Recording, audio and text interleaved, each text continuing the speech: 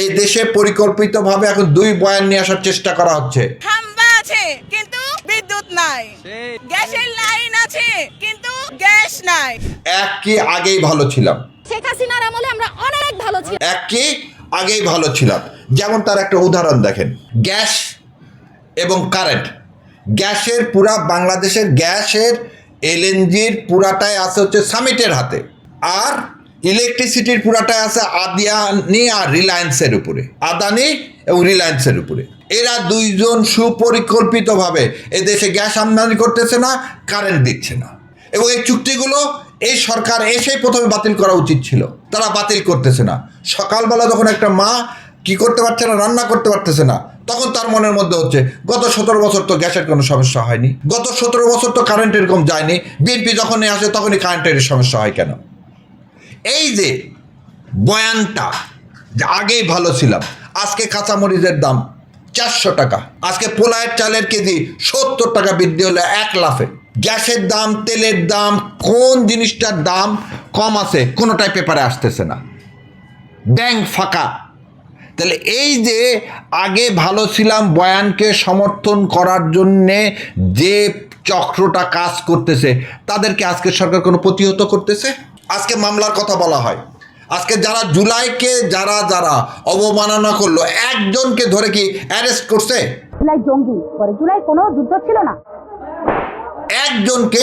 এই যে গতকালকে আয়েশের সাথে যেটা হলো, একজন জুলাই যোদ্ধা যার হাত নাই,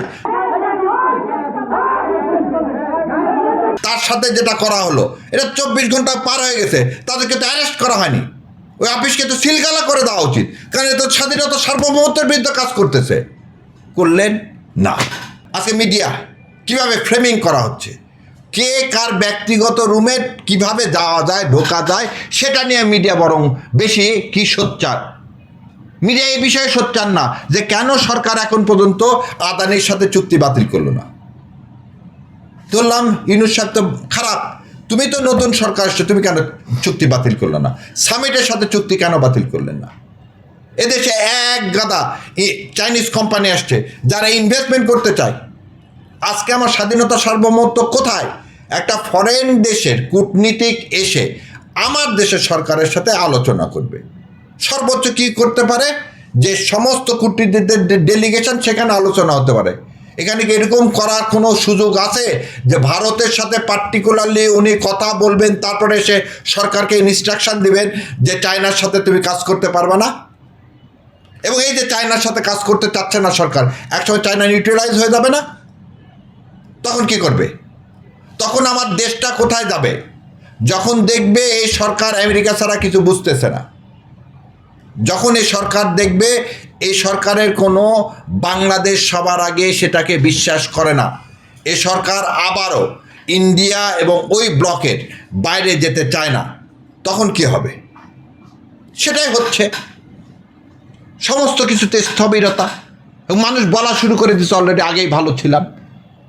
এটাই হচ্ছে জুলাইকে ধ্বংস করার পরিকল্পিত প্ল্যান, এটাই জুলাইকে ধ্বংস করার পরিকল্পিত প্ল্যান। এবং সে প্ল্যানের মধ্যে কি এ সরকার অলরেডি পা দিয়ে ফেলছেন। দ্বিতীয় যে জিনিসটা, জুলাইকে যদি অবমাননা করেন, তাহলে সেটাকে আপনাকে অবমাননা করে না? মাননীয় প্রধানমন্ত্রী আপনাকে অবমাননা করতেছেন। আপনি একটা জিনিস চিন্তা করেন তো, আপনি কাকে কাকে অ্যারেস্ট করলেন? কোন কোন ডিসিকে রাতের ভোটের জন্য আপনি কি করে দিলেন? তাদেরকে সাসপেন্ড করে দিলেন।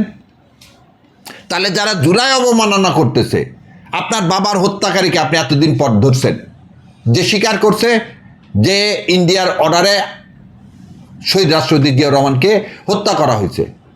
যদি এটা করতে পারেন, তাহলে আপনার কি মন কাঁদে না? যারা জুলাই নিয়ে এইসব তামাশা করতেছে, যেসব মিডিয়া জুলাই নিয়ে তামাশা করতেছে সেসব মিডিয়া বন্ধ করে দেওয়া, যেসব সকল সিনিয়র সাংবাদিক এই যে ইউনূস সরকারের বৈধতা, আপনার বৈধতা, এ দেশের বৈধতা নিয়ে প্রশ্ন তোলে, তাদেরকে কিছু বলেন না? এর কনসিকুয়েন্স কি? ইন্ডিয়া চায় এদেশে একটা সিভিল ওয়ার বেঁধে যাক, ইন্ডিয়া যায় এদেশে একটা সিভিল ওয়ার বেঁধে যাক। আপনি যদি কোনো সমঝোতা না হয়, রাষ্ট্রপতিকে এখনো গ্রেপ্তার করলেন না কেন? আপনি কি সমঝোতার মাধ্যমে শেখ হাসিনাকে ফিরিয়ে আনতে চান? আপনি একদিকে বলবেন সংসদ কার্যকারী করবেন, আর একদিকে বাইরে এই মিডিয়াতে কিছু লোককে ঠেলে দিবেন, চলো জামাতের মানে নিপাত করে দিই। এইভাবে দেশ চলে? একদিকে চাচ্ছেন স্থিতিশীলতা, আর একদিকে চাচ্ছেন কি বৈরিতা। ডিভাইড অ্যান্ড রুল করে আপনি থাকতে পারবেন না। এদেশের মাটি ও মানুষকে প্রোটেক্ট করতে গেলে আপনাকে একমুখী হতে হবে, সেটা হচ্ছে সবার আগে বাংলাদেশ। আর যারা জুলাইকে ধারণ করে না তাদেরকে আইনের আওতায় আনতে হবে। যদি আইনের আওতায় না আনেন তাহলে বোঝা যাচ্ছে আপনি কোথাও না কোথাও কম্প্রোমাইজ করে আছেন। আর এই যে কথাগুলো বললাম, দয়া করে ইনডিমিনিটি নয়, সংবিধানে সংস্কার করে এমন বিধান যুক্ত করেন যাতে এই বিধান ইনশাল্লাহ এদেশের মাটি ও মানুষের সন্তানদেরকে রক্ষা করবে। ধন্যবাদ আপনাকে।